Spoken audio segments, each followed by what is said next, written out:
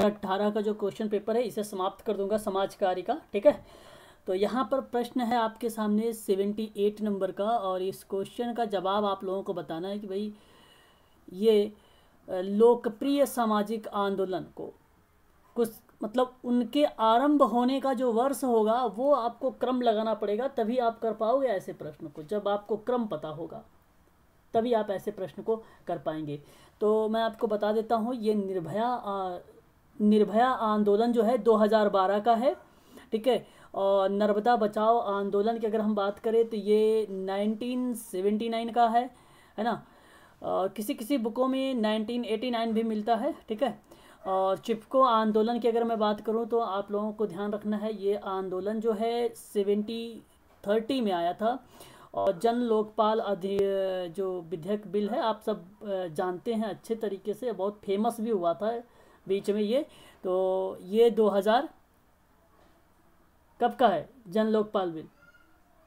11 का है। हाँ 2011 का, 5 अप्रैल 2011 का। वेरी गुड, 5 अप्रैल 2011 का है। ठीक है, तो अब आप क्रम लगा सकते हैं इसमें। क्या मैं आपको थोड़ा सा इसके बारे में, इन लोगों के बारे में थोड़ा थोड़ा सा बता दूं? चलो बताओ। Yes sir. देखो ध्यान से सुन लीजिए, फिर कॉपी पेन होगा तो थोड़ा सा उसको लिखते भी रहिएगा। देखो, पर्यावरण संरक्षण के संबंध में अगर बात किया जाए तो यूजीसी वाले बच्चों के लिए तो ये बहुत ही लाभदायक है, क्योंकि पार्ट ए में भी थोड़ा सा आप लोगों से प्रश्न पूछा जा सकता है। तो कुछ आंदोलन थे जो बहुत ही इम्पोर्टेंट है, जैसे अगर मैं बात करूँ बिश्नोई आंदोलन के बारे में। ठीक है, तो बिश्नोई आंदोलन के बारे में जब कभी बात हो तो भारत में ये सबसे पहला आंदोलन था। राजस्थान के राज्य के खेजड़ी एक नामक स्थान था, वहाँ से ये स्टार्ट हुआ था। इसका जो नेतृत्व कर रहा था उसका नाम था संत जमभोगी। नाम याद रखिएगा, ये भी थोड़ा सा इम्पोर्टेंट है ना बस। और साथ ही साथ ये नेतृत्व संत जमभोगी का था। लेकिन इस आंदोलन में अमृता देवी बिश्नोई ने अपनी 3 पुत्रियों के सहित वृक्षों की रक्षा करने के लिए इन्होंने अपनी जान दे दिया था, जैसा कि मैंने आप लोगों को एक बार करवा चुका हूँ। बिश्नोई आंदोलन भी कभी कभी एग्जाम में प्रश्न बनकर आ सकता है। ठीक है भाई, आगे बात कर लेते हैं। तो चिपको आंदोलन बहुत ही फेमस है, हर एक एग्जाम में पूछा जाता है, यूजीसी में भी तो कई बार पूछा गया है।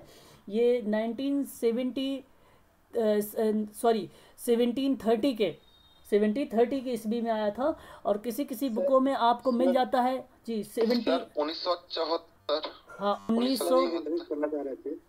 एक मिनट, हाँ बता रहा हूँ सर विपिन बोला था सर। जी, बता रहा हूँ, बोलो। हाँ बोलो, सुनिए मेरी बात को। जो चिपको आंदोलन है, ध्यान सुनिएगा। चिपको आंदोलन क्यों मैंने 1730 बोला, 1730 क्यों बोला? क्योंकि भाई ये जो खिचड़ी नामक गांव पर आया था 1730 में हुआ था, तो उस समय संत जमभोगी के नेतृत्व में किया गया था 1730 में बिश्नोई आंदोलन। और ये बिश्नोई आंदोलन से ही आया हुआ है चिपको आंदोलन। तो चिपको आंदोलन का जो बेसिकली श्रेय जाता है वो जाता है 1973, या आप 74, कहीं 74 भी मिलता है, 1974 भी मिलता है, आप कंफ्यूज ना हो। ठीक है, कहीं कहीं इसमें भी ऑप्शन मिल जाता है, लेकिन जो क्वेश्चन में मिला हुआ है वो आपको 1973 का ही मिला हुआ है, 1973 का ही मिला हुआ है प्रश्न में। ठीक है, आयोग ने भी सही माना है। सुपर टेट का एक बार एग्जाम हुआ था लास्ट टाइम में, जब 69,000 की वैकेंसी आई थी तो प्रश्न आया था, आयोग ने 1973 माना था। ठीक है, उत्तर प्रदेश में। तो उत्तराखंड जिला चमोली में आप गोपेश्वर जानते होंगे अच्छे तरीके से, वहाँ पर ये जो है स्टार्ट हुआ था।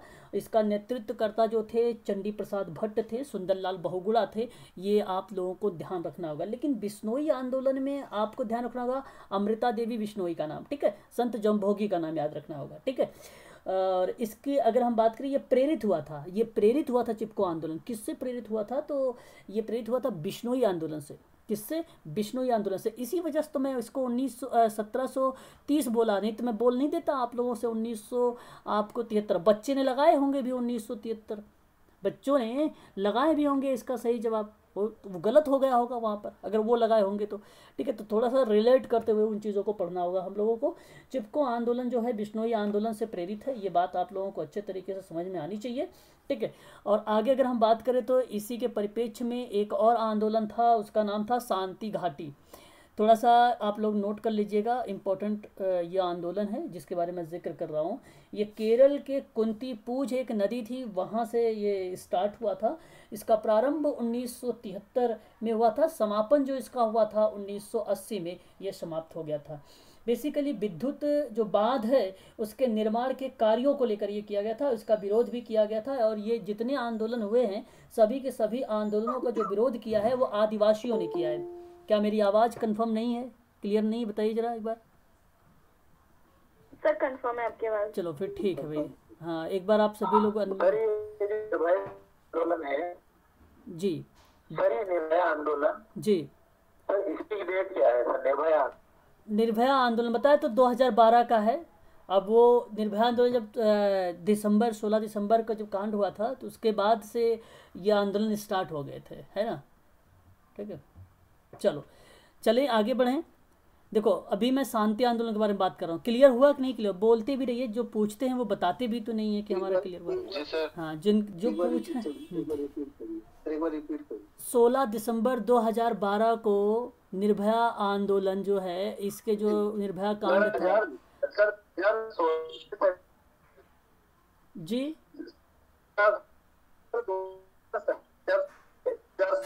आपकी आवाज़ क्लियर नहीं आ रही भाई, आपकी आवाज़ क्लियर नहीं आ रही है। आप क्या कहना चाहते हो, 2016 कह रहे हैं क्या?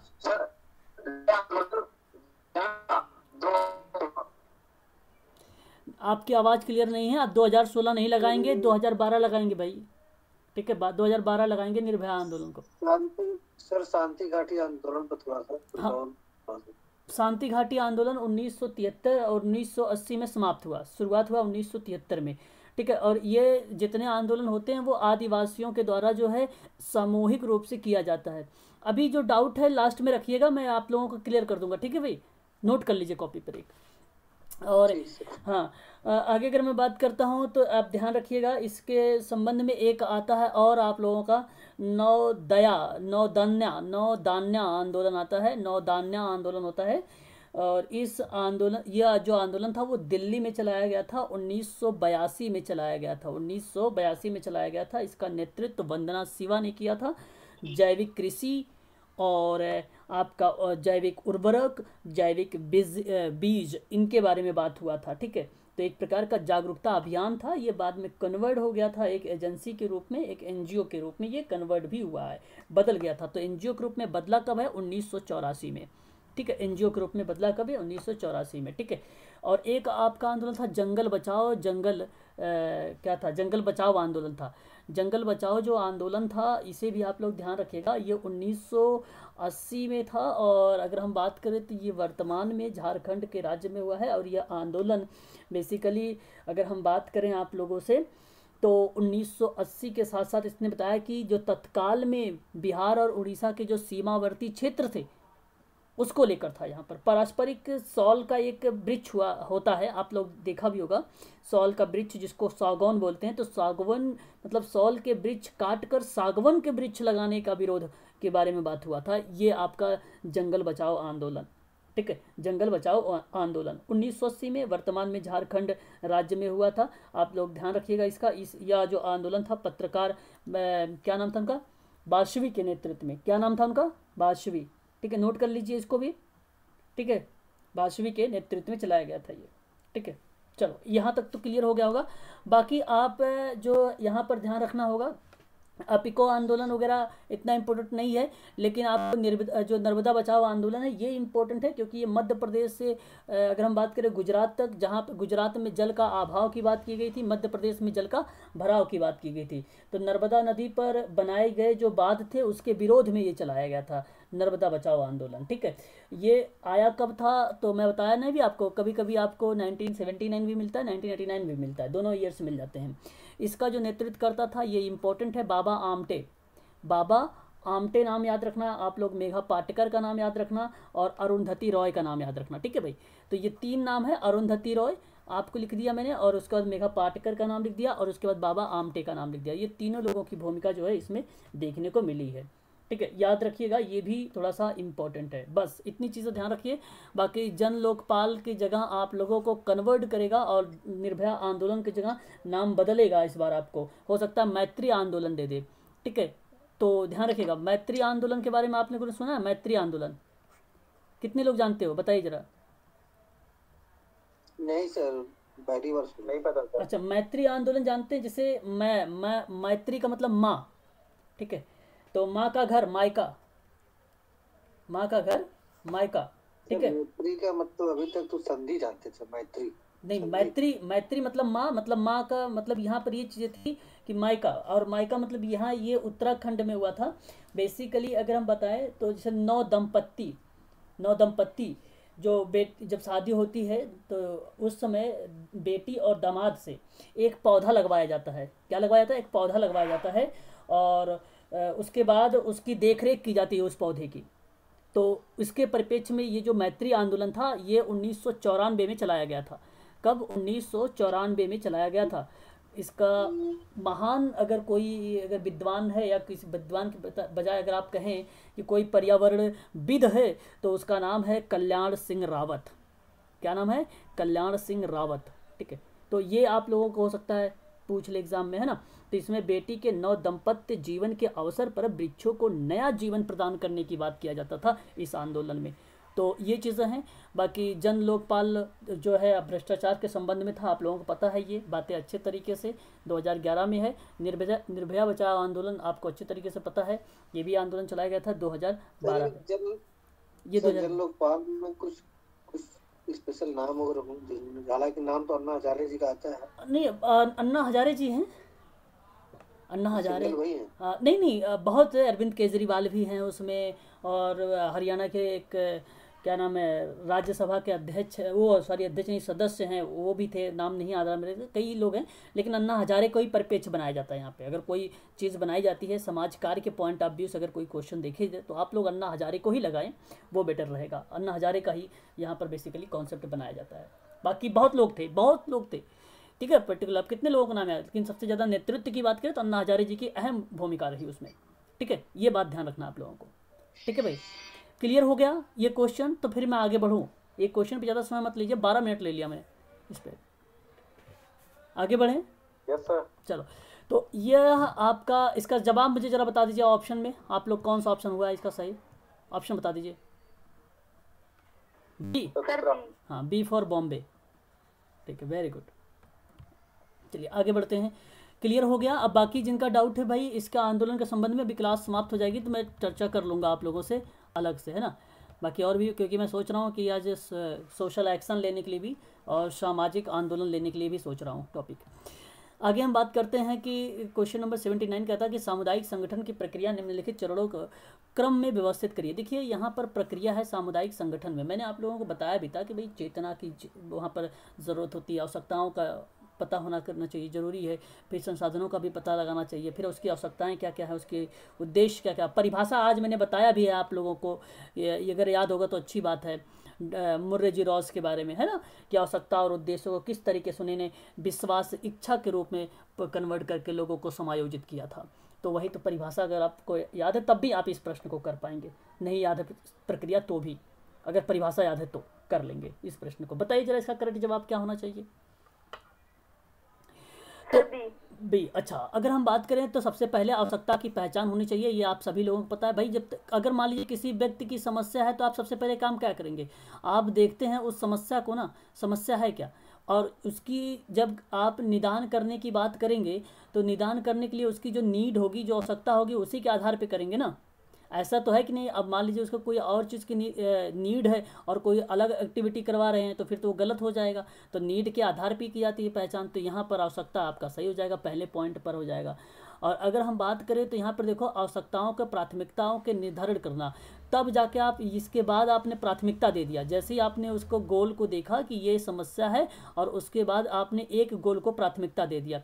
हालांकि उसके अंदर 10 समस्या थी, उस 10 समस्या में से आपने सोचा कि यार ऐसी है कि ये जो मार रहा है, पीट रहा है, ये बहुत बड़ी समस्या है मारने पीटने वाली, तो इस समस्या को आपने प्राथमिकता दे दिया। तो ये आपका हो जाएगा दूसरे नंबर पर, ठीक है।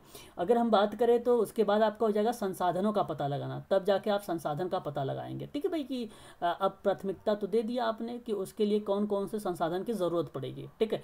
और संसाधन के बाद फिर आपने क्या किया है, प्लानिंग कर लिया किसके लिए प्लानिंग किया है? क्रियात्मक विधि करने के लिए, क्रिया की विधि करने के लिए, ठीक है, क्रिया करने के लिए कार्यक्रम को बनाना शुरू कर दिया। तो ये आपका 4 में आ जाएगा। अब देखिए जरा कहाँ पर डी में लास्ट में दिया हुआ है, ये भी है, ये भी है। कौन सा ऑप्शन हुआ इसका करेक्ट जवाब? बी फॉर बॉम्बे सही होगा, ठीक है, बी फॉर बॉम्बे आपका करेक्ट जवाब होगा। सही है, क्लियर है, बता दीजिए एक बार। समझ में आया? प्रश्न बहुत सरल था ये विपिन जी, सरल प्रश्न था, बहुत सरल प्रश्न था, आप ध्यान से करिएगा। नीलेश जी आप भी, है ना।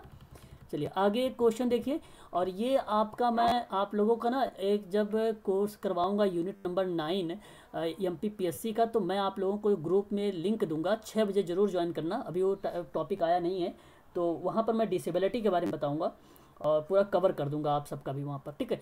तो डिसेबिलिटी के अगर बारे में बात करें तो बताइए जरा डिसेबिलिटी किन किन चरणों से होकर गुजरती है, ज़रा मुझे आप बताएं।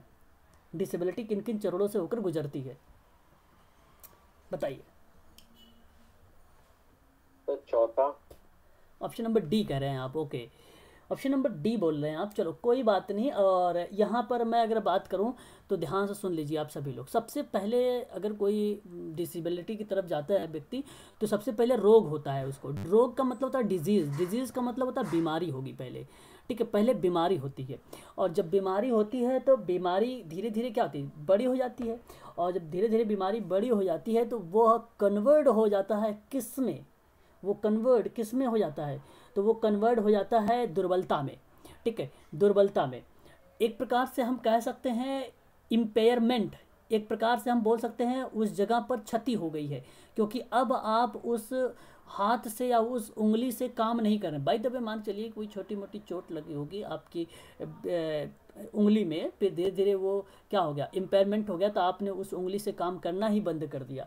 और जब धीरे धीरे काम करना बंद कर देते हैं तो वो कन्वर्ट हो जाता है अक्षमता में, और उस अक्षमता को हम बोलते हैं निशक्तता। क्या बोलते हैं? निशक्तता बोलते हैं, ठीक है भाई, जिसको हम बोलते हैं डिसेबिलिटी। क्या बोलते हैं हम? डिसेबिलिटी बोलते हैं। मतलब अब वो क्या हो गया, उसके अंदर वो एबिलिटी नहीं है काम करने से उस उंगली से, ठीक है, तो वो हो गई आपकी डिसेबिलिटी हो गई, है ना। अब यही डिसेबिलिटी धीरे धीरे कन्वर्ट हो जाती है किस में, हैंडीकैप में। और हैंडीकैप को बोला जाता है एक प्रकार से दिव्यांग। दिव्यांग को ही शुद्ध हिंदी में हम लोग बोल सकते हैं बाधा भी आ गया, मतलब बाधा आ गया काम करने में, है ना, ठीक है। तो ये ध्यान का आपको एक नाम बताता हूँ, ICIDH, ICIDH 1980 में, ठीक है, बताओ ये जो है international classification impairment disability handicap, ध्यान रखिएगा, ठीक है, नाम भी। और इसने डिसाइड किया था कि जब कोई किसी व्यक्ति के अंदर दिव्यांगता आती है तो वो इस रूप में आती है, एक लाइनर के रूप में आती है। किस रूप में आती है? लाइनर के रूप में आती है। और ये बात किसने बोला? अब हालांकि एग्जाम में क्वेश्चन में नहीं लिखा हुआ है कि बताइए, लेकिन ये पैटर्न जो है ना, ये जानते हैं किसका पैटर्न है? ये ICIDH का पैटर्न है, ठीक है, ये ICIDH का पैटर्न है, ध्यान रखिएगा ये भी आप लोग इसे भी, ठीक है। WHO भी है और काफ़ी लोग हैं, अलग अलग तरीके से उन्होंने डिफाइन किया, लेकिन लाइनर में जो बताया है डिसेबिलिटी के बारे में वो बताया है ICIDH ने बताया है, ठीक है, याद रखिएगा। क्लियर हो गया ये प्रश्न जी? सॉरी सर, ICIDH सर, इसका केंद्र कहाँ है? ICIDH का केंद्र न्यूयॉर्क, ठीक है, international classification impairment disability handicap जी। चलिए आगे बढ़िए जरा। यहाँ पर अगर हम बात करें 89 की, सॉरी क्वेश्चन नंबर 81 की, तो बताइए जरा यहाँ पर कालक्रम पता होना चाहिए। एक दिन फिर क्लासिफाई करना पड़ेगा। हाँ, अब आपको ये पता होना चाहिए कि विश्व टीबी दिवस कब मनाया जाता है। तो टीबी दिवस 24 मार्च को मनाया जाता है। कब मनाया जाता है? 24 मार्च का। आप लोग वीडियो देखते नहीं हैं, है ना, हालांकि मैंने बंद भी कर दिया अभी उसको, जल्दी फिर स्टार्ट कर दूंगा, 6 महीने का और बच गया है, वो भी करवा दूंगा। और विश्व गुर्दा दिवस की अगर मैं बात करूं आप लोगों से, तो 14 मार्च को मनाया जाता है। 14 मार्च है। हाँ। विश्व कैंसर दिवस की अगर मैं बात करूं आप लोगों से, तो विश्व कैंसर दिवस जो मनाया 4 फरवरी को मनाया जाता है। विश्व निशक्तता दिवस के बारे में आपको भली भांति तरीके से पता होगा, अच्छे तरीके से जानते होंगे, 3 दिसंबर। अब देखिए कहाँ पर है, अब देखो यहाँ तो क्लियर हो गया ना हम लोग भाई, ये देखो फरवरी है, ये मार्च है, तो ये भी मार्च है, तो पहले फरवरी आएगा, तो विश्व कैंसर दिवस सबसे पहले आएगा, और या तो एक होगा, सॉरी या तो दो होगा या तो आपका 4 होगा, और लेकिन लास्ट में देखिए दिसंबर है, और दिसंबर में आप देख रहे हैं ये मनाया जा रहा है, क्या नाम है, निःशक्तता दिवस मनाया जा रहा है, तो इसलिए आप यहाँ पर देखिए ऑप्शन नंबर सेकंड वाले में, तो इसलिए आपका ऑप्शन नंबर सेकंड ही सही हो जाएगा। तो ज़्यादा पढ़ने की ज़रूरत भी नहीं है, आप अगर नहीं याद भी है आप लोगों को डेज वगैरह भी, तो ऐसे ट्रिक के माध्यम से भी कर सकते थे आप लोग, है ना। मतलब ये तो पता होना चाहिए भाई कि मार्च में था, ये फरवरी में था, इतना तो पता ही होना चाहिए आप लोगों को। ठीक है, क्लियर हो गया। ऑप्शन नंबर बी ही सही जवाब इसका है, इसका सही जवाब ऑप्शन नंबर बी ही सही है। ठीक है भाई, चले आगे बढ़े। ये क्वेश्चन बताइए जरा, 82 का जवाब बताइए। व्यक्तिगत समाज कार्य का चरण जो है सही क्रम लगाइए, क्या होना चाहिए।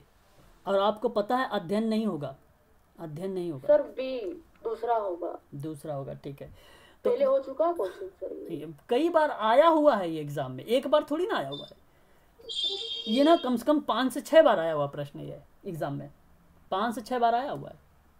ठीक है, तो इसे ध्यान रखिएगा, स्टार भी लगाइएगा इस प्रश्न का। ठीक है, तो आपका प्रवेश हो जाएगा, अध्ययन हो जाएगा, निदान हो जाएगा, उपचार हो जाएगा, मूल्यांकन हो जाएगा, समाप्ति हो जाएगी, प्रतिपुष्टि भी आ जाती है ना, तो ये आपका सही जवाब हो जाएगा। चलिए एक और प्रश्न देख लीजिए। हाँ, सही क्रम बताइए जरा मुझे। अच्छा, यहाँ देखो प्रश्न वही है, अगर मैं कहूँ कि आंकड़ों के संकलन के बाद, आंकड़ों के संकलन के बाद प्रश्न ऐसे था, एक बार आया था, मैंने आप लोगों को करवाया भी है, इसके बाद की प्रोसेस जो प्रक्रिया होगी, प्रोसेस होगा, वो क्या होगा, वही प्रश्न है ये, केवल सिर्फ सही क्रम दे दिया। और उस प्रश्न में जब था वो आंकड़ों का संकलन दिया हुआ था, याद आ रहा है किसी को? नहीं याद आ रहा ना, ऐसे अचेतन मन को रखोगे ऐसे संपादन, आगे सांकेतिकरण, वर्गीकरण और सारणी है सर। तो संपादन जो सबसे पहले होगा वही आपका करेक्ट होगा। तो संपादन, एडिटिंग कहाँ है, एडिटिंग कहाँ है सबसे पहले, तो एडिटिंग आपका ये हो जाएगा। जिससे अभी किसी ने बोला था मेरे से भी, सर टेबुलेशन कैसे लास्ट में आएगा, टेबुलेशन कैसे, भाई टेबुलेशन लास्ट में ही आएगा कैलकुलेशन में, जो जब आप डेटा को संकलित करेंगे तो। ठीक है, तो ये आपका ऑप्शन आ जाएगा संपादन, संकेतीकरण, वर्गीकरण और सारणीगत, जिसको हम टेबुलेशन बोलते हैं। ये रिसर्च का पार्ट है, मैं आपको जल्दी करवाने वाला हूँ यूनिट नंबर 5, तो वहाँ पर बताऊँगा टेबुलेशन और कैलकुलेशन क्या चीज़ें होती है ना, तो वो भी जल्दी ही आप लोगों से चर्चा करने वाला हूँ। ठीक है, टेंशन ना लें आप लोग उसका। ठीक है भाई, ये प्रश्न आते हैं, मैं आपको करवाऊँगा ज़रूर। ठीक है, उस प्रश्न पर चर्चा। आगे हम बात करते हैं यहाँ पर संप्रेषण की प्रक्रिया। अब आपको अगर संप्रेषण पता होगा तो फिर कर लेंगे। ये रिसीवर है, आदता का मतलब क्या होता है, रिसीवर। इंग्लिश दिखा, अगर बोलोगे तो इंग्लिश भी दिखा दूंगा। चलो बता दो एक बार मुझे, फर्स्ट सर डी। ओके भाई, डी कह रही हैं भाई, ठीक है कोई बात नहीं। और भी कोई बता दे मुझे भाई। चलो मैं बताता हूँ, यहाँ पर सही जवाब जो होगा ऑप्शन नंबर डी ही होगा। हाँ, पहले आप क्या करेंगे, कूट लेखन करेंगे, फिर आप अपने चैनल बनाएंगे, फिर आप रिसीवर करेगा, फिर रिसीवर क्या करेगा, उसको डिकोड करेगा, और जस्ट उसके बाद क्या करेगा वो, फिर उसके बाद प्रतिपुष्टि वगैरह करना, प्रक्रिया, फिर दोबारा से प्रक्रिया चली जाएगी इसके पास मैसेज। तो प्रक्रिया से एक प्रकार से प्रक्रिया कह लीजिए या तो इसको स्रोत बोल लीजिए, बात दोनों एक है। और ये तो इतना टॉपिक फेमस है यूजीसी का, ये बहुत फेमस है यूजीसी का टॉपिक, संप्रेषण की प्रक्रिया। ठीक है, तो यहाँ से प्रश्न तो आना तय है, 100% गारंटी है मेरी। तो इसलिए इसकी प्रक्रिया को ज़रूर पढ़ के जाइएगा भाई आप लोग, क्योंकि 2 नंबर देने वाला है आपको ये प्रक्रिया, है ना। तो ये ज़रूर पढ़ के जाइएगा, ये बहुत इंपॉर्टेंट है। मैं तो ये भी कहूँगा कि एग्ज़ाम हॉल में हलने से पहले एक बार प्रक्रिया ज़रूर देख के जाना, आएगा ये इतना श्योर हूँ मैं। ठीक है, आगे मैं बात करता हूँ। एक क्वेश्चन पर कहता है कि मदद से सही क्रम लगाइए। आपको किस मतलब यहाँ पर ये बताना है कि एक तरफ संस्थापक हैं और एक तरफ अगर हम बात करें तो संस्था है। तो आप बताओ ज़रा मुझे, मैंने आपको पढ़ाया है इसके बारे में अच्छे तरीके से, बताइए। B for ball, B for ball यहाँ पर करेक्ट जवाब बता रहे हैं भाई। चलो मैं बता देता हूँ आपको पता होना चाहिए कि जो आर्य समाज है ये 1875 का है। आपको बहुत बहुत इंपॉर्टेंट है ये। अभी डीएसएसबी का भी हाल ही में एग्ज़ाम हुआ है, ज़्यादा दिन बीता नहीं है डीएसएसबी का, उसमें पूछा गया था। तो 1875 का जो है ये स्थापना है और मुंबई में किया गया था। क्या नाम था, मणिक चंद्र वाटिका में। ठीक है। और स्वामी दयानंद सरस्वती जी की अहम भूमिका रही है। वैदिक धर्म को पुनः शुद्ध के रूप में इन्होंने स्थापित भी किया था, है ना। मूर्ति पूजा, बहुदेववाद, अवतारवाद, पशु बलि और श्रद्धा, वैदिक कर्मकांड आदि चीज़ों पर इन्होंने क्या किया था, आलोचना किया था। पुनः वेदों की ओर लौटो, बैक टू द, क्या बोलते हैं इसको, वेदों की ओर लौटो। तो आपको ध्यान रखना है यहाँ पर आर्य समाज में ही एक प्रकार से इसकी जो भूमिका देखने को मिलती है। जरा मुझे बताइए इसकी मैच किससे करेगा आर्य समाज? दयानंद सरस्वती तो है ही नहीं, फिर किससे मैच कर रहा है ये भाई बताइए जरा। शुद्धि आंदोलन से मैच कर रहा है। और अगर जब ये शुद्धि आंदोलन से मैच कर रहा है तो आपके मन में एक बात आनी चाहिए। मैंने बोला है कि वैदिक धर्म को पुनः शुद्ध के रूप में स्थापित करना। मैंने क्या बोला था अभी अभी, याद है किसी को? नहीं सुनते हो मेरी बात को, सुना करो बात को अच्छे से। मैंने बोला था वैदिक धर्म को पुनः शुद्ध रूप में स्थापित करना, वहीं ही आपको पकड़ लेना चाहिए था कि ये शुद्धि आंदोलन है। और जितने लोगों ने पकड़ा है फिर तो ठीक है, नहीं पकड़ा है तो फिर तो भाई अच्छी बात नहीं है उनके लिए। ठीक है। प्रार्थना समाज की अगर मैं बात करूं तो आपको ये भलीभांति तरीके से पता होना चाहिए। प्रेयर है और प्रेयर में आपको अच्छे तरीके से बताया था। तो आत्मा से करता है कोई भी इंसान और महादेव की करता है। किसका करता है? महादेव की। तो आत्माराम पांडुरंग प्लस महादेव गोविंद रानाडे। कब? 1867। ये तो यूजीसी में पूछा ही गया था 2020 में, है ना।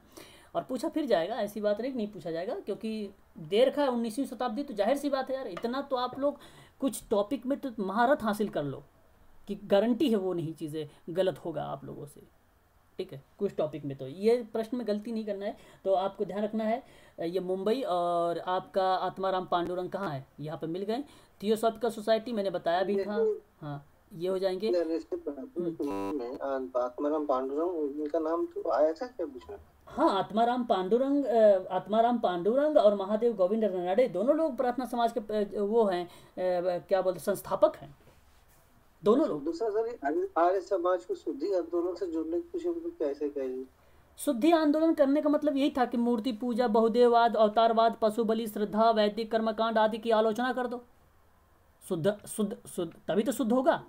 अगर मैं कोई चीज़, अगर मान लीजिए अगर आप क्या करते भाई, शुद्ध करने के लिए आप मेरी बातों की आलोचना करो तो शुद्ध हो जाएगी। शुद्ध करने मतलब सही चीज़ें हो गई वो एक प्रकार से।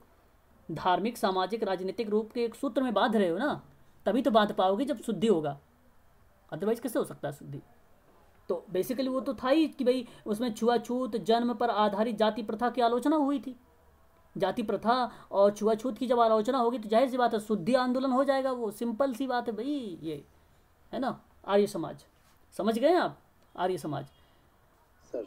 हाँ, ये आपका यंग बंगाल के बारे में अगर हम बात करें, यंग बंगाल, और 19वीं सदी में हेनरी विविनियन डेरोजियो करके था, कलकत्ता में स्थापना किया था इसने। ठीक है, याद रखिएगा ये। और ये प्रेस की स्वतंत्रता हो गई, जमींदारों के जो अत्याचार होते थे उसके जो रियासतों की सुरक्षा करने की बात करता था, सरकारी उच्च सेवाओं में भारतीय को रोजगार दिलवाने की बात करता था। यही तो था यंग बंगाल आंदोलन। ठीक है। डेरोजियो को आधुनिक भारत का प्रथम राष्ट्रवादी कवि कहा जाता है। किसको कवि बोला जाता है बोलिए जरा? कवि किसको बोला जाता है? राष्ट्रवादी कवि किसको बोला जाता है? प्रथम राष्ट्रवादी कवि हेनरी डेरोजियो को बोला जाता है।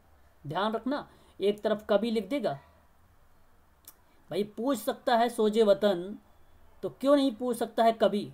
बताइए जरा, ध्यान रखिए। हाँ, ठीक है, तो याद रखिए। हाँ, तो ये भी आप ध्यान रखना कब। ठीक है, इसका जवाब मुझे बता दीजिए जी, क्या आप पूछ रहे हैं? यंग बंगाल आंदोलन किस सन में मूवमेंट था? एक्चुअली इसका कोई एग्जैक्ट ईयर नहीं आया, ये 19वीं सदी में ही आया हुआ है। 19वीं सदी ही याद रखिए, 19वीं सदी याद रखिए, है ना। वर्ष नहीं पूछेगा इस प्रश्न में। कई बुकों में मतभेद है, कई बुकों में मतभेद है ना। ठीक है, 19वीं सदी याद रखिए। लेकिन चलिए आगे बढ़ें फिर इसी क्रम में हम लोग। ऑप्शन बता दीजिए मुझे, कौन सा करेक्ट होगा? दूसरा। दूसरा, B for Bombay. Very good, चलिए आगे बढ़ते हैं। और यहाँ पर देखिए ये भी अपने आप में बहुत ही इम्पोर्टेंट क्वेश्चन है, और यहाँ पर मैं आपको बताना चाहूँगा ये प्रश्न इम्पोर्टेंट करिएगा, और आज पढ़ लीजिए, आज के बाद ज़िंदगी मत भूलना इस प्रश्न को, ठीक है।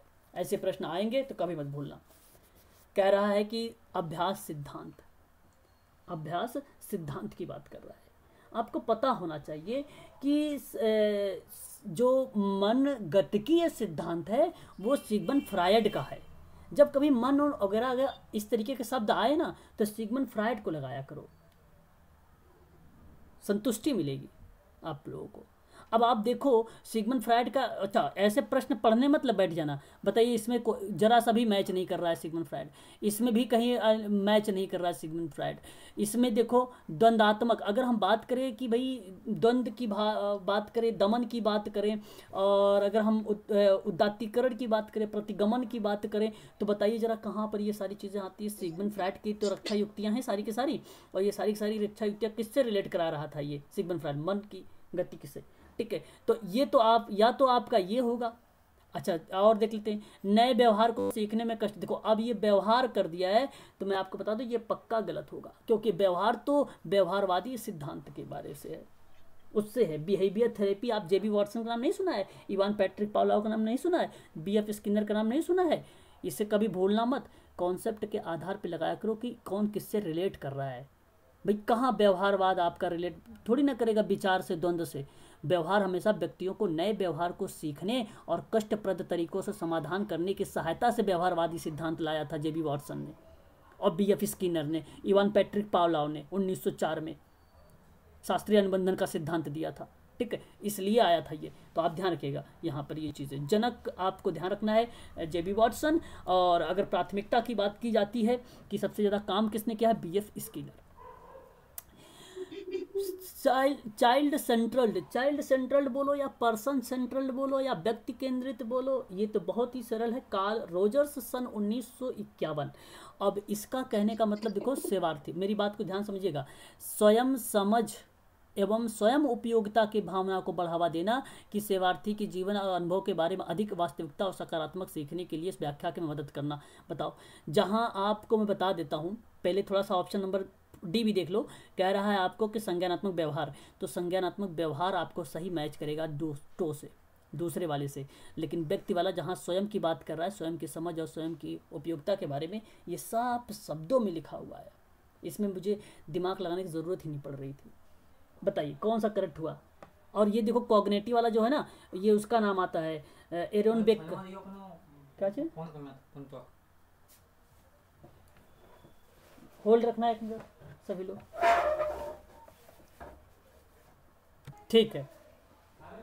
चलिए क्लियर हो गया इतनी बात। तो संज्ञानात्मक में ये बात आप लोगों को ध्यान रखना होगा। क्या नाम इसका बताया मैंने, एरोन बेक का नाम बताया। क्या नाम बताया, एरोन बेक का नाम बताया, ये आप लोग ध्यान रखना, ठीक है भाई। एरोन बेक का नाम 1960 में। अच्छा आपको एक चीज़ बताऊँ, मैंने एक जगह और क्वेश्चन में आया हुआ था, मैंने लगाया था ऑप्शन में बीगैन का नाम, याद है किसी को? संज्ञानात्मक को वहाँ पे मैच करवाया था बीगैन से भी, भूल गए हो आप लोग, मुझे याद है आज भी। तो आप लोग ध्यान रखना, इसके साथ साथ एक और इसके सहयोगी थे, उनका नाम था बीगैन, ध्यान रखिएगा, बीगैन नाम था उनका, बीगैन भी लिख लीजिए इसके साथ साथ, ठीक है। तो आप लोग बड़े कंफ्यूज हो जाते हो, काफ़ी लोग मुझे इसीलिए आप लोग कहते हो सर ये सिद्धांत किसने दिया, ये सिद्धांत किसने दिया। तो आप नाम जिसका सुनते हैं बार बार मेरे से, वो तो आपको पता हो जाता है, लेकिन एक और नाम अगर कभी बीगैन दे देता है संज्ञानात्मक व्यवहारवादी में, तो आप कहते भैया ये कहाँ से आ गया भाई। आप तक तो जीन पियाजे का नाम जानते हो और एरिन बेक का नाम जानते हो, बीगैन का भी नाम जानते हो, है ना, तीनों लोगों के नाम जान गए आप। लेकिन संज्ञानात्मक केवल सिद्धांत है, व्यवहारवादी नहीं उस चीज़ों के बारे में, बच्चों के अनुभव के बारे में बात कर रहा था संज्ञान में, कॉग्निटिव में, जीन पियाजे, ठीक है, याद रखिएगा इसे भी। इसके जो जीन पियाजे का नाम बहुत इंपॉर्टेंट है, ये भी कई बार एग्जाम में पूछा जाता है ना, उसको मैं बताऊंगा आप लोगों को। जरा मुझे यहाँ पे बताइए कौन सा ऑप्शन सही होगा, ऑप्शन बताइए। डी एक का चौथा, हाँ डी ठीक, चौथा। सर ए है इसका आंसर। हाँ सर ए है इसका आंसर आयोग के अनुसार। आयोग के अनुसार ए आ रहा है भाई। मन गतिक में किसको रिलेट करवाया है, मन गतिक में किसको रिलेट करवाया भाई, बताइए जरा। कौन सी इसका आयोग ने ए दिया है ऑप्शन में? नहीं यार, ये कैसे हो सकता है? मन गतिक को कैसे मन व्यवहार से हो सकता है? गलत है, ये तो गलत दे रखा है, आयोग ने दे रखा है गलत। मैम ये गलत क्वेश्चन जो आप बता रहे हैं, ऑप्शन ए तो बिल्कुल नहीं होगा भाई। मान लो जो अगर मैं एक को दो से मिला देता हूँ, एक को दो से मिला दो, एक मन गतिक कहाँ अनुभव वगैरह के बारे में कहाँ रिलेट कराएगा यार? ये तो बिल्कुल भी सर नहीं जो है। इसमें बुक में दिया हुआ है ना सर, एनटीए वाली पुरानी बुक में, उसमें ए है सर, और जो आर के गुप्ता वाली बुक में है सर, उसमें डी दिया हुआ है। किस कौन सी बुक में ए दिया हुआ है? सर ये पुरानी बुक है ना एनटीए की, इसमें ए दिया हुआ है, और जो एनटीए की कोई राइटर होगी, आर के गुप्ता राइटर वाली बुक है सर, एनटीए कौन सी राइटर की बुक बता? अरिहंत की सर, तो और हरियंट की आर बुक, के गुप्ता वाली बुक में डी दिया हुआ है सर। तो हरियंट तो गलत है, हरियंट तो आप उसको लेके मत चलो ना, हरियंट को लेके चल रहे हो, ठीक है? तो वो ए नहीं होगा भाई, ये तो बिल्कुल भी नहीं होगा यार। आपको तो इतनी बातों तो समझ में पक्का आनी चाहिए कि यार व्यक्ति केंद्रित की बात अगर मैं करूँ तो व्यक्ति केंद्रित कहाँ होगा? आप सोचो एक बार, व्यक्ति केंद्रित कहाँ होगा? व्यक्ति स्वयं समझ और स्वयं उपयोगिता के भावनाओं को बढ़ाने में ही तो होता है भाई व्यक्ति केंद्रित। इसकी बात कर लो। फिर उसके बाद मन गतिक में आप बताओ, आपने पढ़ा है द्वंद्व वगैरह के बारे में, तो ये क्यों नहीं उससे मैच करेगा? व्यवहार आर के गुप्ता वाली में डी ही दिया हुआ है सर इसका आंसर ना। तो तुम आयोग ने क्या बोला है? आयोग कह रहा हूँ, आयोग की बात कर रहे हो ना। आयोग का अलग होता है, बुकों का राइटर अलग होता है। आयोग जो मानेगा वो सत्य माना जाता है आयोग का, ठीक है? आयोग हमेशा प्राथमिकता दी जाती है आयोग को, बाकी बुक वगैरह थोड़ी न काम आने वाली है आपको यहाँ तक के, ठीक है? आयोग आपका मानेगा। तो आयोग ने ए दिया हुआ है, तो ये तो भाई मैं बिल्कुल गलत मानूंगा, क्योंकि वहाँ पे हो सकता है इस क्वेश्चन को फिर वो लगा दिया गया होगा, कॉमन नंबर दिया गया होगा, गलत दे दिया गया होगा उस जगह पे, ठीक है? ऐसी कंडीशन पर के वो हुए होंगे, क्लेम किए गए होंगे ऐसे प्रश्न पर, ठीक है भाई? ऑप्शन ए नहीं होगा, ध्यान रखिएगा आप सभी लोग भाई, ऐसी कंडीशन पर, है ना? चलिए आगे बढ़ते हैं, नेक्स्ट क्वेश्चन लेते हैं। बताइए जरा इस प्रश्न के बारे में बताइए कि एक तरफ समाज कार्य के संदर्भ का फोकस है, दूसरी तरफ परिप्रेक्ष्य मतलब दृष्टिकोण है। बताइए जरा इस प्रश्न का क्या करेक्ट जवाब होना चाहिए? करेक्ट जवाब बताइए इसका। बताइए अन्वेषण के विभिन्न स्तरों पर फोकस। अन्वेषण का मतलब क्या होता है भाई? खोज, खोज ही तो होता है अन्वेषण का मतलब। और जो अन्वेषण का खोज होगा तो ये बताओ किस चीज की खोज करोगे, किन चीजों के बारे में बात करना है? सामान्यता के बारे में। चलो ठीक है, अगर आप सामान्यता मान रहे हैं, ठीक है भाई। अगर हम बात करते हैं अभ्यास की स्थिति के संदर्भ में वातावरण की व्यक्ति पर फोकस कर रहे हैं। वातावरण में देखो, अब वातावरण की बात कर रहे हूँ मैं। सर पारिस्थितिकी तंत्र। अब आप जानते हैं भली भांति तरीके से पारिस्थितिकी तंत्र के बारे में, है ना? तो ये इससे हो जाता है। और एक बात कर रहा हूं मैं आप लोगों से, जैविक और सामाजिक व्यवस्थाओं के गतिक पारस्परिक प्रभाव के फोकस के बारे में। जैविक हो रहा है एक तरफ और सामाजिक की बातें भी हो रही है। तो सामान्य व्यवस्था, सामान्य व्यवस्था, सामान्य व्यवस्था, और फिर उसके बाद भेदभाव की सामान्य जो समस्याएं हैं उन समस्याओं पर प्रभाव पर फोकस किया जाए तो नृ जाति विज्ञान या एक प्रकार का नृ जाति संवेदी परिप्रेक्ष्य, ठीक है? और मैं आप लोगों को पारिस्थितिकी के बारे में चर्चा कर चुका हूँ, एक बार मैं इनको ज्वाइन करता हूँ, ठीक है? ठीक है भाई। तो यहाँ जो सही जवाब होने वाला है आप लोगों का कि अन्वेषण सामान्यतः के परिप्रेक्ष्य में किया जाता है, शोध वगैरह रिसर्च वगैरह। वातावरण में जो व्यक्ति होता है फोकस किया जाता है वो पारिस्थितिकी तंत्र के रूप में होता है। और जो समाज की बात होती है, जैविक की बात होती है, पारस्परिक प्रभाव के बारे में, वो सामान्यता व्यवस्था के रूप में देखा जाता है उसे, है ना? भेदभाव की समानता की अगर हम बात करते हैं तो नृजाति संवेदी परिप्रेक्ष्य में देखा जाता है। नृजाति एक विज्ञान है, नृवंश एक विज्ञान है ना? उससे लिया गया है। ये एथनोग्राफी करके आता है, एग्जाम में पूछा जाता है पेपर फर्स्ट में, ठीक है? तो ध्यान रखिएगा यूजीसी के।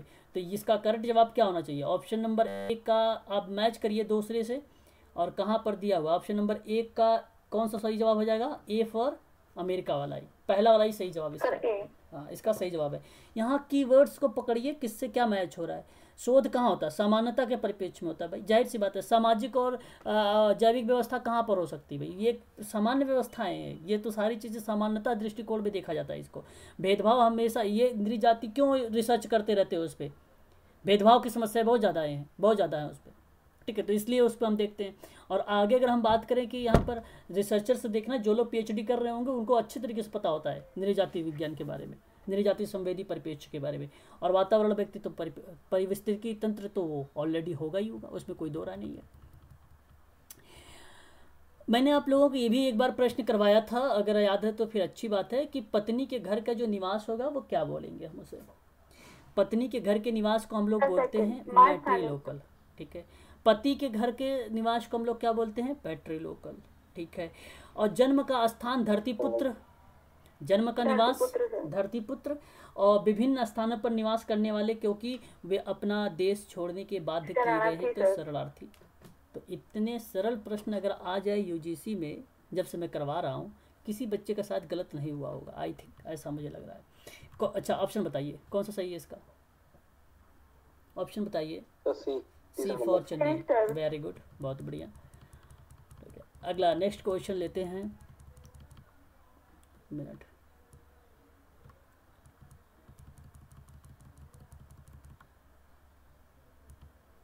चल बताइए, अभी मैंने आप लोगों को हाल ही में बताया था सामाजिक दूरी के बारे में, याद है किसी को? सामाजिक दूरी अभी एमपीपीएससी की क्लास करवाया था, तो मैंने बोला था वहाँ पर नहीं, बोगार्ट्स का बताया, बोगार्ट्स का ये बोगार्ट्स, ठीक है। अगर आप कह रहे हैं कि इसका बोगार्ट्स है तो फिर ठीक है भाई। और मैंने अभी हाल ही में एक लिटिल कम्युनिटी के बारे में बात किया था, अगर पता होगा तो आप लोग बता सकते हो अच्छे से, आप लोगों को अगर पता होगा तो आप अच्छे से बता सकते हैं। Little community, Robert Redfield, very good, शाबाश। और सफ़ेद पोस्ट यूजीसी में कई बार पूछा हुआ प्रश्न है, 2020 में भी प्रश्न आया था। सदर लैंड कहाँ है, ऑप्शन नंबर ए में क्या है? सुदरलैंड नहीं है, सदरलैंड भी, कहीं कहीं सुदरलैंड मिलता है, ठीक है। दरलैंड मिल जाए तब भी लगा देना, इसी का नाम है ना। यूजीसी वाले कोई भरोसा नहीं है, हिंदी के तोड़ मरोड़ करते हैं बहुत ये लोग। प्रबल जाति की बात करें तो आपको पता होना चाहिए, बस MN श्रीनिवासन। ऑप्शन कौन सा करेक्ट हो जाएगा यहाँ पर?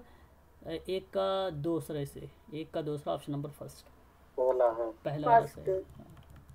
तो ये ऐसे मिलते हैं, है ना। तो ये चीज़ें आप इजीली कर लेंगे। अभी मैंने आप लोगों से सर्वोदय के बारे में बात किया था, सामाजिक क्रिया के बारे में आज बात होने वाली है, सामाजिक सुरक्षा के बारे में बात कर चुका हूँ, सामाजिक पक्ष समर्थन के बारे में भी बात कर चुका हूँ। तो एक तरफ क्रियाकलाप दिया हुआ है, आप जरा क्रियाकलाप पढ़िए कि जमीनी स्तर के संगठनों को एकजुट करना, बात को समझिएगा अच्छे से, एकजुट करना तो क्या कहलाएगा वो? जमीनी स्तर, जमीनी स्तर की बात मैं कर रहा हूं आप लोगों से, बोलिए जरा। सामाजिक पक्ष, हाँ सामाजिक पक्ष होगा, जाहिर सी बात है, जमीनी स्तर पे संगठन होगा तो वो सामाजिक पक्ष का समर्थन होगा। और समाज के मूलभूत मूल्यों को बदलने की अगर कभी बात होगी तो वो आप देखिए, बदल रहे हो ना, चेंज कर रहे हो ना, मूल्य हो गए, मूलभूत हो गए, मैंने बताया था तो आप लोगों के भाई कि ये सामाजिक सुधार ही तो हो रहा है, वहाँ पर चेंजेस हो रहे हैं। और अगर मैं आपसे बात करूँ कि सामूहिक समस्याओं का सामूहिक समाधान कर रहे हो भाई, आप देखो, ध्यान सुनिएगा, अच्छा प्रश्न है, क्या होगा? सामाजिक क्रिया होगा भाई, सामूहिक समस्याओं का सामूहिक समाधान, सामाजिक क्रिया व्यापक लेवल पर किया जाता है, और संपूर्ण समाज का विकास, तो इससे आसान प्रश्न कोई हो ही नहीं सकता, है ना। तो जो इन चार में से जो भी चीज़ें आए आपको ना, बस वही पकड़ लिया करो, जरूरी नहीं है मैं तो मान लो क्रम से लगाता हूँ, आप लोग तुरंत पकड़ा करो कि जो चीज़ आपको आ रही है, ईजिली जिसको समझ पा रहे हो उसी को पकड़ा करो आप लोग, ठीक है। तो इसका करेक्ट जवाब क्या हो जाएगा बताइए जरा एक बार मुझे, ऑप्शन नंबर सेकंड, दूसरा, ठीक है, बहुत बढ़िया। बहुत सरल सरल प्रश्न आते हैं यूजीसी में, लेकिन जिनको पता नहीं है उनके लिए तो टफ है, और मैं आप लोगों से कई बार बोलता हूँ, तो इसलिए हो सकता है आप लोगों के लिए थोड़ा सा इजी बन जाए ऐसे प्रश्न। मेरे लिए सर सब टफ लग रहा है, क्योंकि मेरा तो 12 साल का ब्रेक हो गया।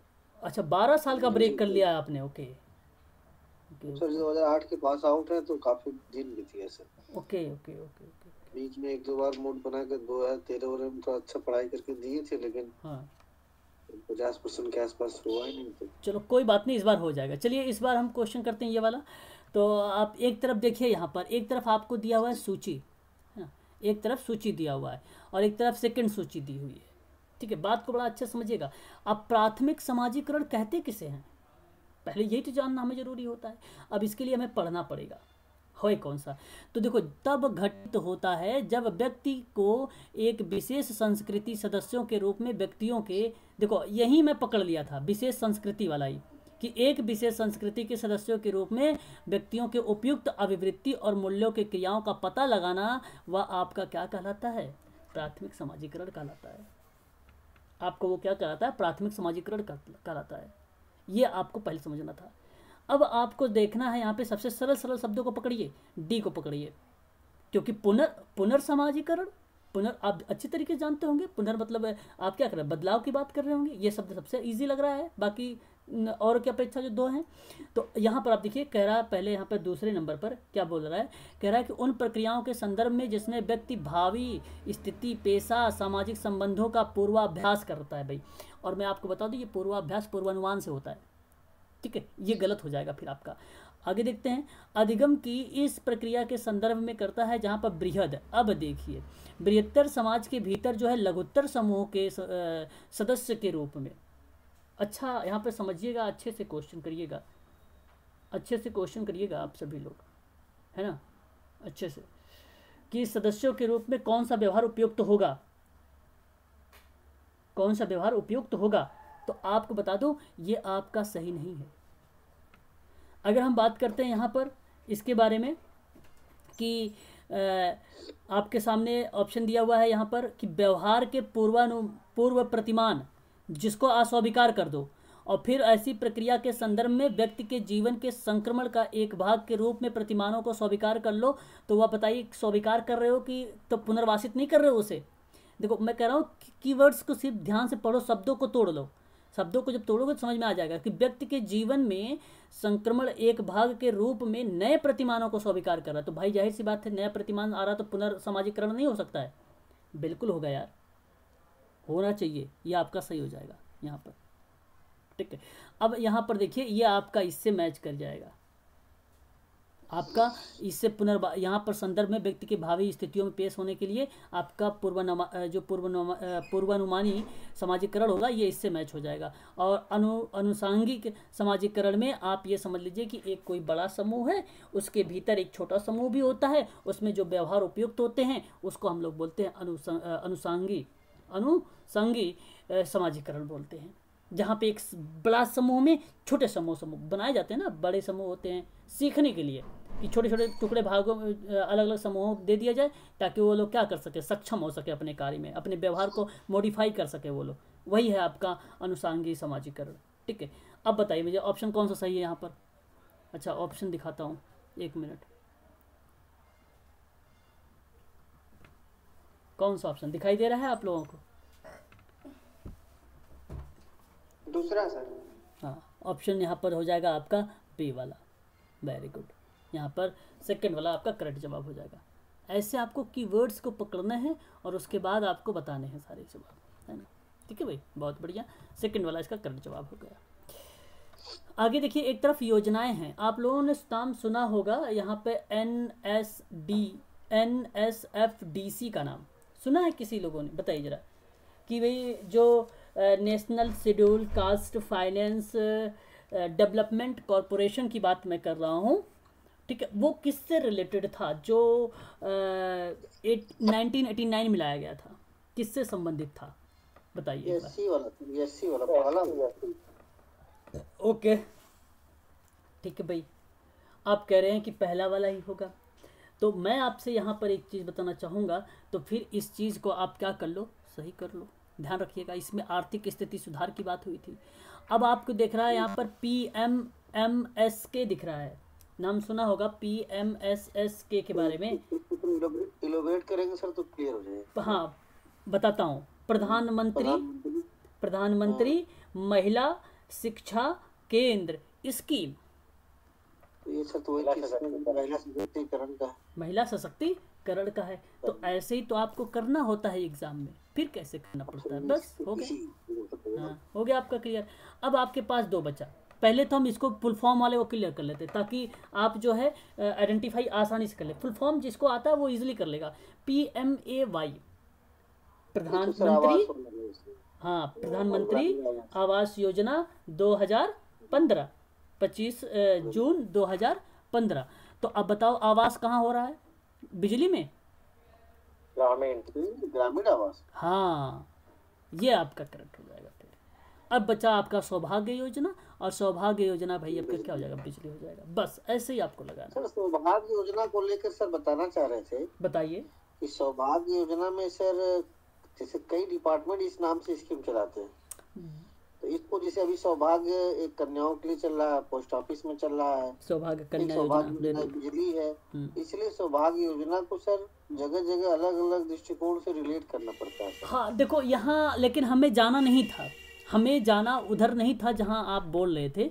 हमारा क्वेश्चंस ऐसे आते हैं कि हमें समझ आता है कि ये बिजली से संबंधित था, कन्या से रिलेटेड नहीं था। यहाँ पे ठीक है। हाँ, लेकिन आपको ये बात आपने जो बोला है वो सही बोला है, लेकिन आपको 2-3 नहीं लिखेगा कि सौभाग्य योजना स्टेप पार्ट ए, सौभाग्य योजना पार्ट 2, सौभाग्य योजना पार्ट 3, ऐसे प्रश्न नहीं आएगा आप लोगों को कि आप इसमें तो काफ़ी ज़्यादा एग्जामिनर खुद कंफ्यूज हो जाएगा। ऐसे प्रश्न बनाने के लिए उसे कम से कम 15-20 मिनट लग जाएगा एग्जाम।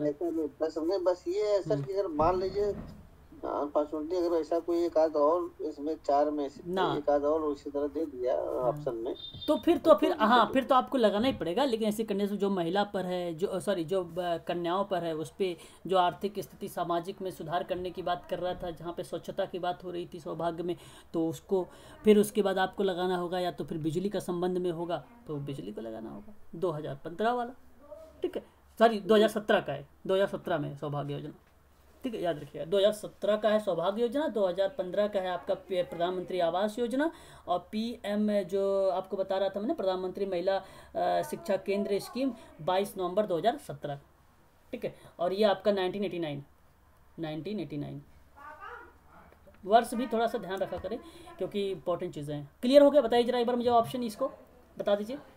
तो सर सबके वर्ष बता देंगे क्या? क्या वर्ष बता दूं? अगर सर संभव सबके वर्ष बता दीजिए कि ऊपर के दो तो प्रधानमंत्री वाला लिखिए ये एक आपका 2017 है, आपका ये महिला वाला, और 2017 ये आप लिख लीजिए इसको, वहाँ पर कर लीजिए 22 नवंबर कर लीजिए। और ये सौभाग्य 2017 जी, MFCD लिखा तो हूँ, स्क्रीन दिखाई दे रहा है 1989, देखिए स्क्रीन पे लिखा हूँ। ठीक। और ये 2015, ठीक है। ऑप्शन बताइए मुझे जरा, ऑप्शन बताइए। अरे महिला सशक्तिकरण वाला सर किस सन में है? महिला सशक्तिकरण वाला ये 2017। और सौभाग्य के लिए 2017 भी है, ये भी 2017 है, ठीक है। हो गया भाई? हाँ चलो,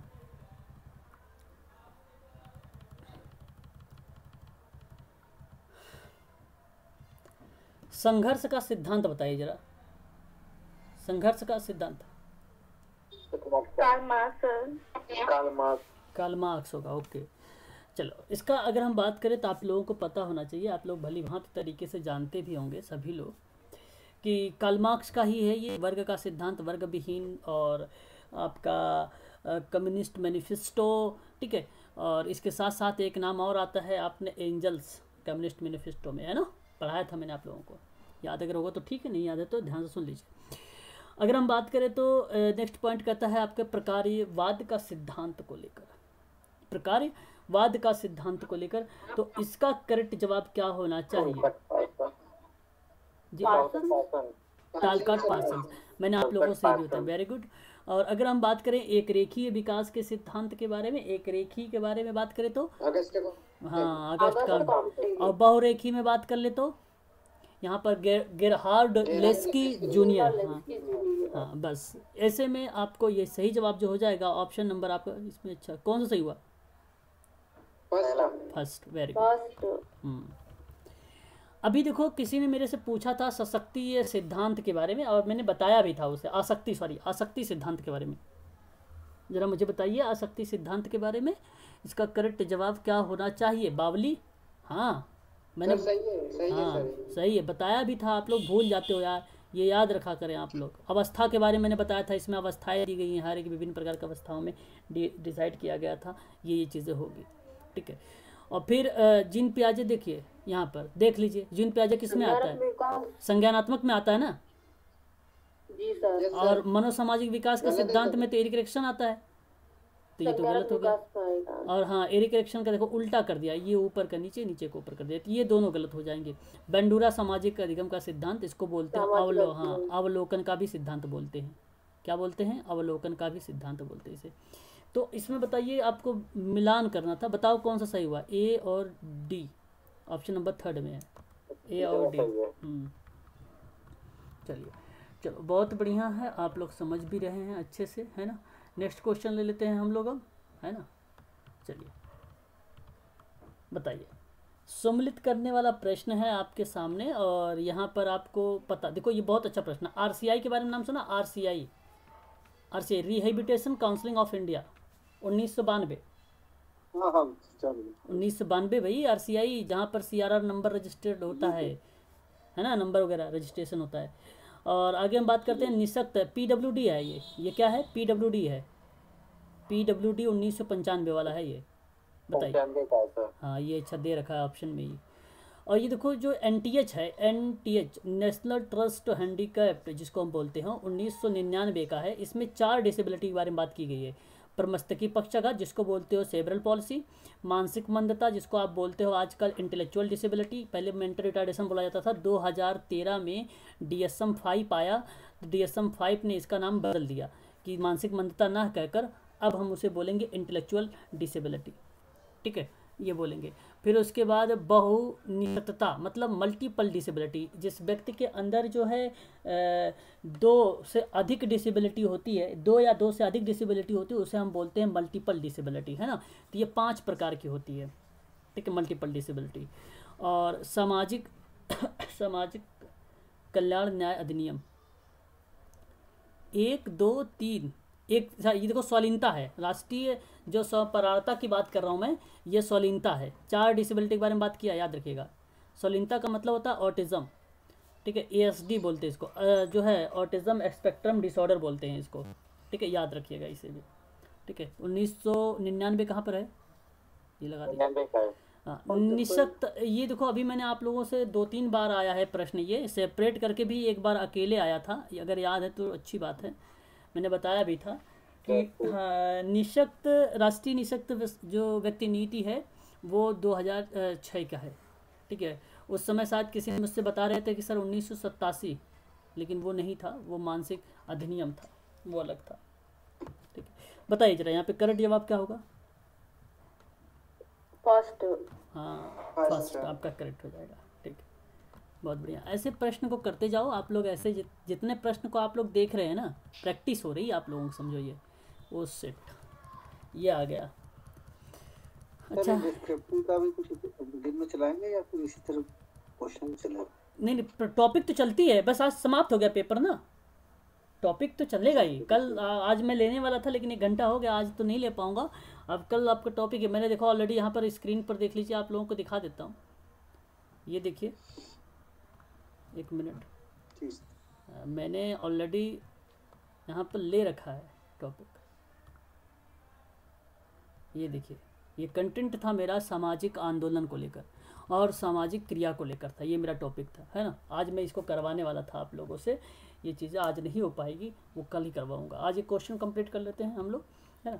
चलो यहाँ पर थोड़ा सा आप लोगों को मैंने जो ट्रिक बताया है ना, उसका प्रयोग करना, ठीक है, कॉमन सेंस के माध्यम से ट्रिक का प्रयोग करना। चलो करो, थोड़ा सा देखते हैं कितने बच्चों का सही आ रहा है। ट्रिक लगाओ, थोड़ा सा देख लेते हैं एक बार, हम लोग आइडिया भी लगा लेते हैं, फिर मैं ऑप्शन बताऊंगा आपका।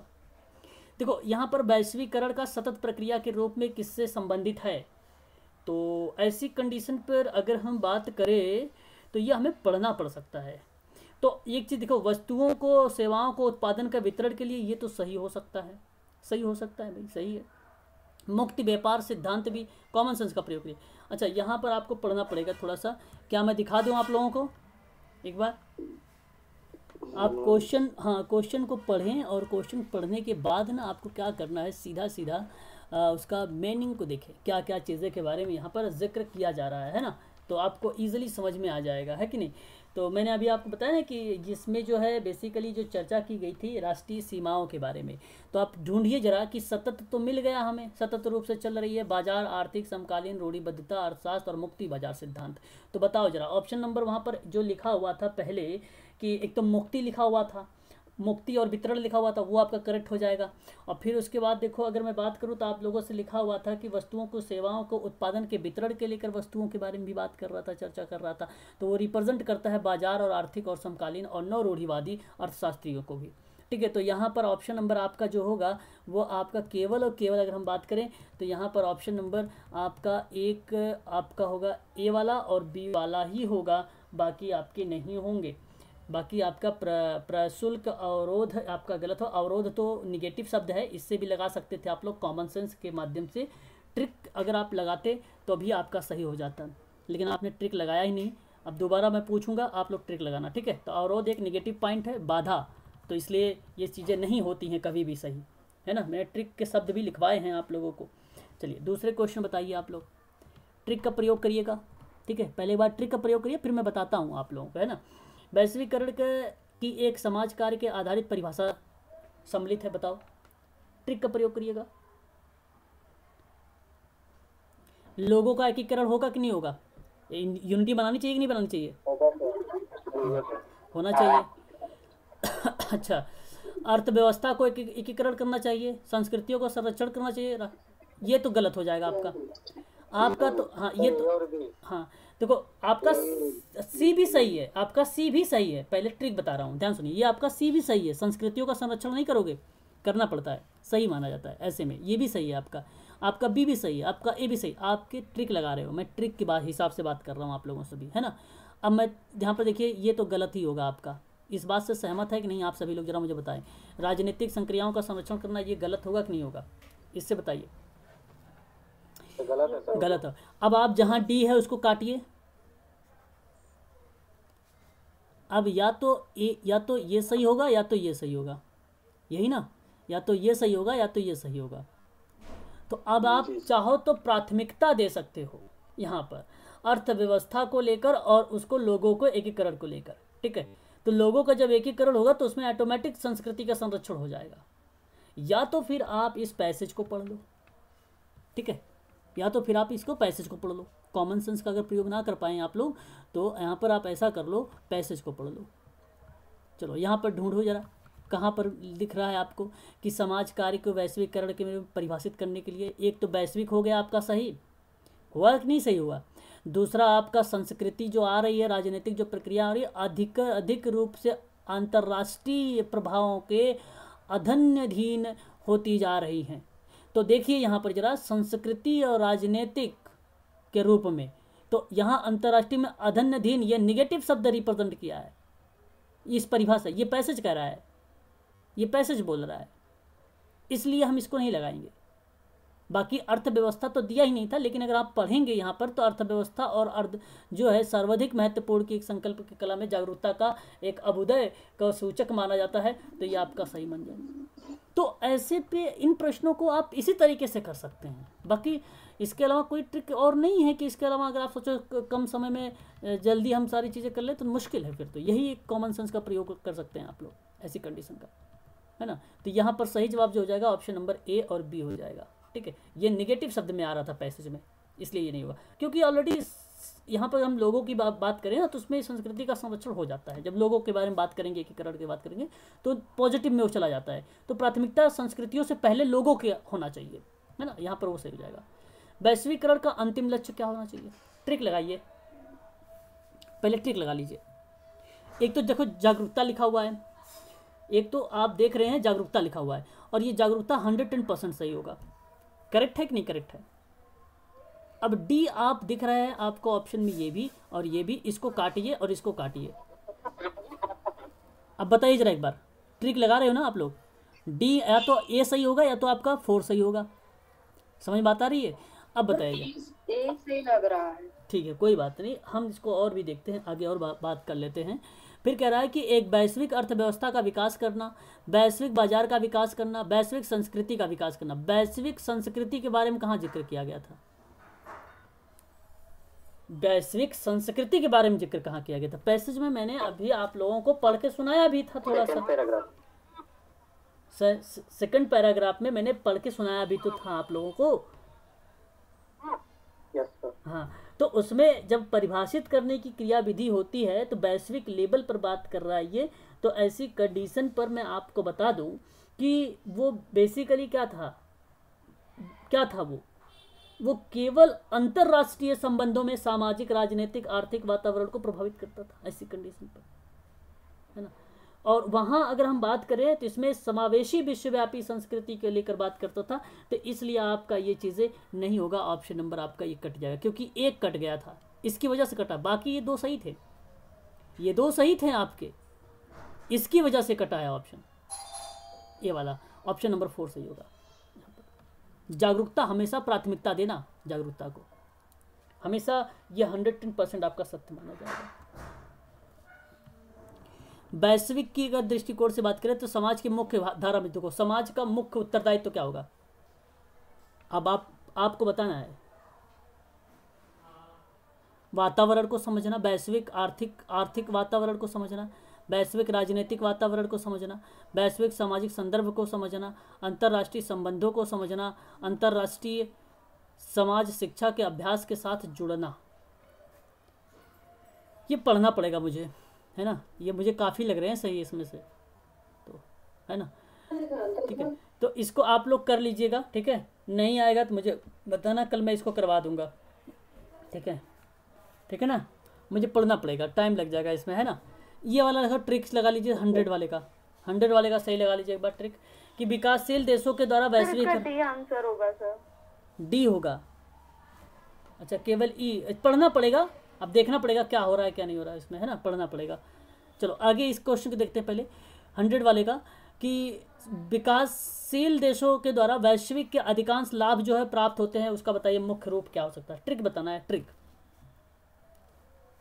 अब ये मत सोचना ऐसे कि यार ये बड़ा है इतना, तो ये वाला सही हो गया। मैंने लंबा तो बताया है लेकिन ऐसे भी नहीं सोचना, थोड़ा सा सोच लो, ठीक है, अच्छी बात है, सोच लो। प्रयास होता है सर वैश्विक। हाँ, लेकिन आप देखो यहाँ पर कि बाह्य विकास का कार्यक्रम, अंतर्राष्ट्रीय एजेंसी, रणनीति और परिवर्तन की क्रियाएं, फिर सामाजिक और राजनीतिक और जो है सैनिक क्रियाएं, राष्ट्रीय सीमाओं पर पार सहयोगात्मक प्रयास। अब बताओ इनमें से सबसे अच्छा कौन सा लग रहा है? मुझे तो भाई डी लग रहा है, सहयोगात्मक प्रयोग, क्योंकि विकासशील देशों के द्वारा वैश्वीकरण अगर आप देखेंगे भी इसका ना अगर पॉजिटिव बात भी सोचे कि भाई इसके लाभ के बारे में भी, तो सहयोगात्मक प्रयास तो हो ही रहे हैं उसमें विकासशील देशों में। तो आप ये बात सोच सकते हो कॉमन सेंस के माध्यम से भी, तो ये आपका सही मान दिया जाएगा। ऑप्शन नंबर आपके यहाँ पर करेक्ट जो हो जाएगा D for Denmark, option number 4 correct जवाब, है ना, ठीक है। तो यहाँ पे सही जवाब हो जाएगा आपका।